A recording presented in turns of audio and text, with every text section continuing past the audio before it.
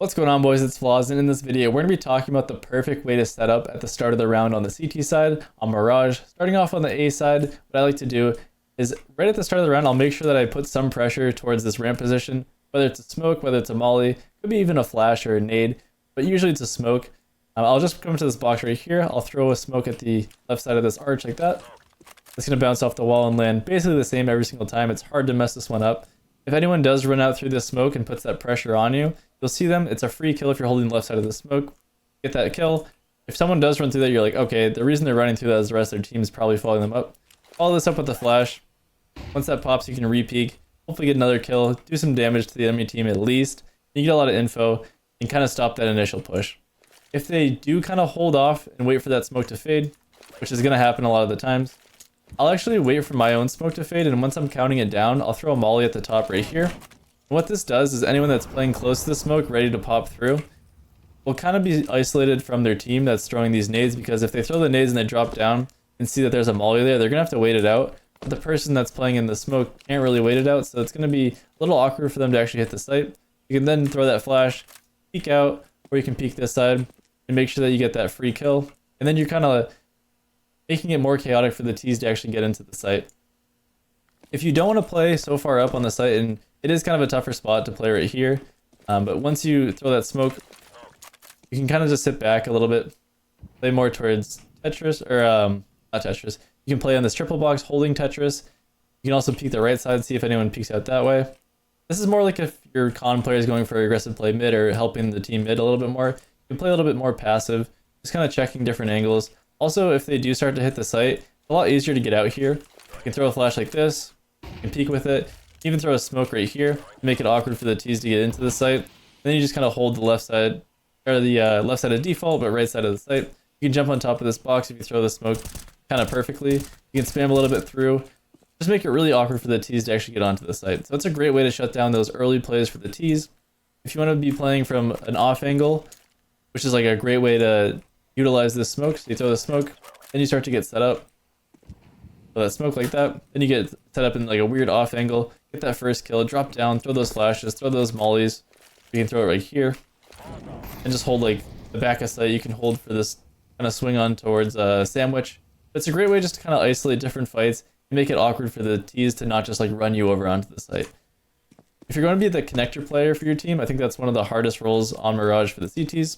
But what I like to do at the start of the round, if I want to smoke this palace area for my team, which I think the connector player probably should say they smoke most of the time, but if you do get asked to smoke palace and you want to know how to do it on the fly, aim up from the A to the top of the stairs right here and jump through like that. Then you can throw a flash for mid. So that smoke lands deep in palace. That flash lands over for mid, so if anyone's trying to challenge your window player, it's actually going to blind them. You can also throw a smoke. It's not the most consistent, but go to this wall right here, aim down from here, and then you're just going to take a step or two and just right click throw like that.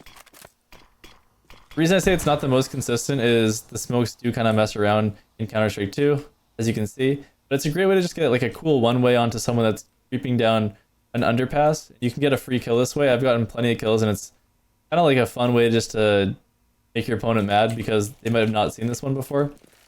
You can also do is a cool play at the start of the round if you want to also peek underpass a little bit deeper, is just throw a smoke off the wall like that. Once it lands in the middle, you can just peek underpass, maybe get a free kill or two, and then you can get out very safely, right?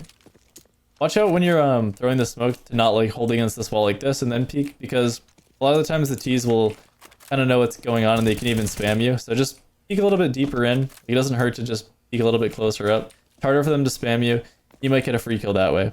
If you are playing in connector, it's kind of a tough role because you have to watch underpass, you have to be aware of mid. If you do want to go for a fight mid, that's fine. I think throwing a flash like this and then just peeking and holding this angle isn't the worst thing.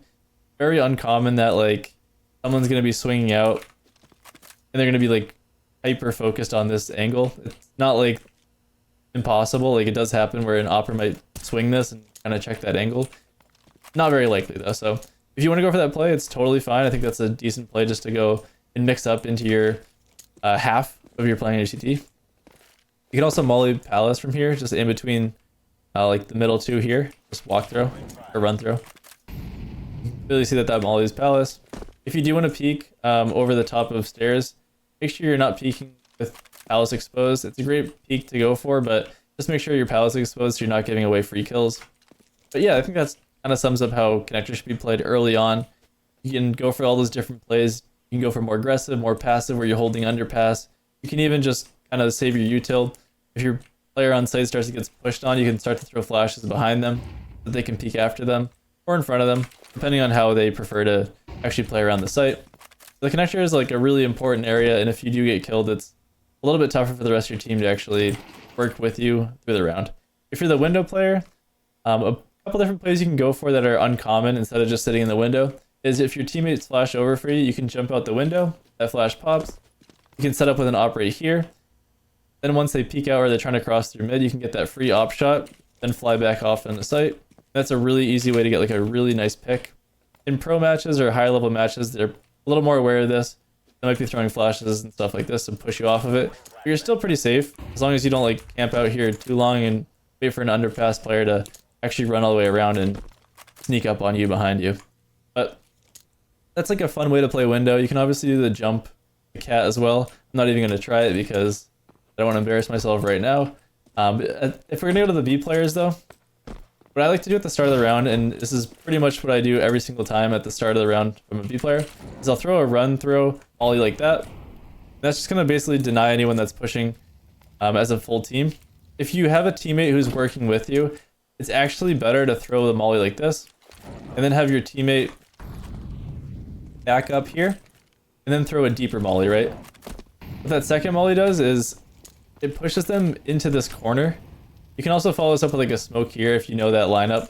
But you throw that second molly, it pushes them into this corner where they're either in kitchen here or they're a little bit farther back in this B main position. That gives you like a lot of openings to just try to get like a pick.